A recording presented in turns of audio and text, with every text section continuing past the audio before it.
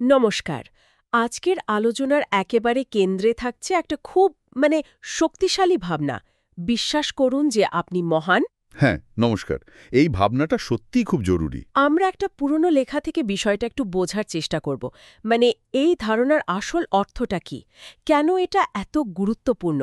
লেখাটা বলছে আমরা সবাই নাকি একটা মহান উদ্দেশ্য নিয়ে এখানে এসেছি। ঠিক তাই। উৎসটা আমাদের নিজেদের ভেতরের শক্তি, আমাদের আসল পরিচয়, এই সব নিয়ে ভাবতে সাহায্য করে।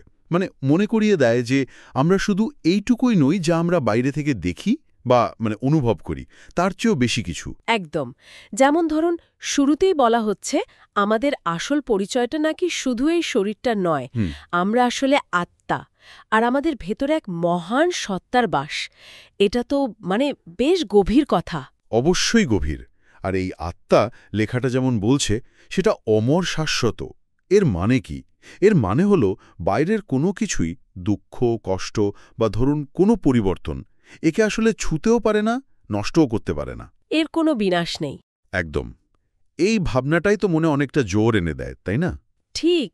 আর হয়তো এখান থেকেই পরের পয়েন্টটা আসছে যে আমরা আসলে কখনো একা নই। অনেক সময় তো নিজেদের খুব একা লাগে, তাই না? মনে হয় কেউ নেই। হ্যাঁ, মনে হয়। কিন্তু লেখাটা বলছে ওটা ঠিক নয়। গভীর জঙ্গলে যাই বা নদীর ধারে, পর্বতের উপরে বা একদম নিজের ঘরে, কোথাও আমরা একা নই। কোত্থাও না। না।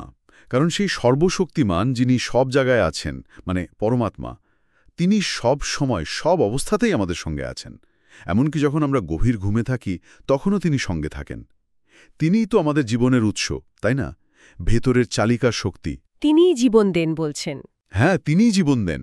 আর উৎস বলছে তিনি চান আমরা যেন নিজেদের এই মহত্বটা বুঝি, সেই বুঝে বাঁচি। তাহলে ব্যাপারটা দাঁড়াচ্ছে, যদি এই শক্তি সবসময় আমাদের সাথেই থাকে, তাহলে তো নিজেকে একা বা দুর্বল, অসহায় ভাবার কোনো মানেই হয় না।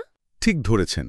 যখন স্বয়ং পরম সত্তা, যাকে বলা হচ্ছে অনাথের নাথ, রাজাদের রাজা, তিনি যদি সঙ্গে থাকেন, তাহলে নিজেকে অসহায় ভাবাটা তো একটা, ভুল ধারণা।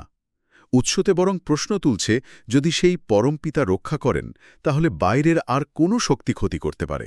হুম। একটা গভীর বিশ্বাস রাখতে বলা হয়েছে যে কেউ আমাদের সামান্যতম ক্ষতিও করতে পারবে না, যদি আমরা তার সাথে জুড়ে থাকি। আচ্ছা, এখানে একটা মজার মোড় আছে কিন্তু। উচ্চতে আত্মসমর্পণের কথা বলা হয়েছে। সাধারণত আমরা তো আত্মসমর্পণ বুঝি হার মেনে নেওয়া, নিজের শক্তি ছেড়ে দেওয়া। এখানে কি অর্থটা অন্যরকম? হ্যাঁ, এখানে অর্থটা প্রায় উল্টো। এখানে পরমাত্মার কাছে আত্মসমর্পণের মানে হল নিজের ওই ছোট আমিটাকে, অহংটাকে তার কাছে ছেড়ে দেওয়া। এর ফলে কিন্তু আত্মবিশ্বাস কমে না, বরং পূর্ণ আত্মবিশ্বাস জেগে ওঠে। তাই নাকি? হ্যাঁ, কারণ তখন মানুষ তার নিজের তৈরি করার সীমাবদ্ধতা থেকে বেরিয়ে আসে, সে ভয়মুক্ত হয়, আর নিজের আসল যে মহান সত্তা, সেটার সঙ্গে একটা একাত্মতা বোধ করে। ও আচ্ছা, তাহলে এই আত্মসমর্পণের মধ্যে দিয়ে এক ধরনের মুক্তি বা বলা যায় ক্ষমতায়ন ঘটছে। একদম।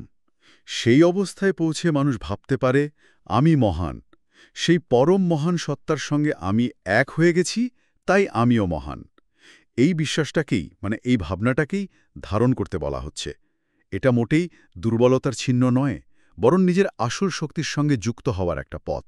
তাহলে সব মিলিয়ে মূল বার্তাটা এটাই দাঁড়াচ্ছে যে নিজের ভেতরের এই যে সুপ্ত মহত্ব, সেটাকে চিনতে হবে। আর সেই পরম সত্তার সঙ্গে নিজের যে একটা অবিচ্ছেদ্য যোগ আছে, তাতে পুরো বিশ্বাস রাখতে হবে।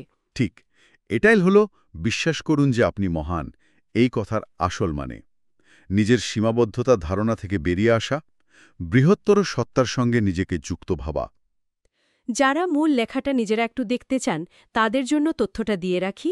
এই উদ্বোধনটা প্রথম ছাপা হয়েছিল অখণ্ডজ্যোতি পত্রিকায়। হ্যাঁ, সেপ্টেম্বর ১৯৪৯ সংখ্যায়, পৃষ্ঠা নম্বর ১১।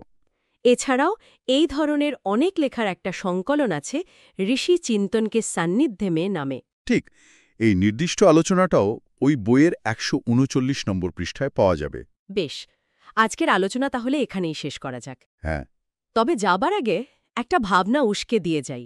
প্রতিদিনের জীবনে এত ব্যস্ততার মাঝে নিজের ভেতরের এই মহান সত্তার সঙ্গে সংযোগটা অনুভব করার সহজ উপায় কি হতে পারে, এটা নিয়ে ভাবা যেতে পারে। ধন্যবাদ। ধন্যবাদ।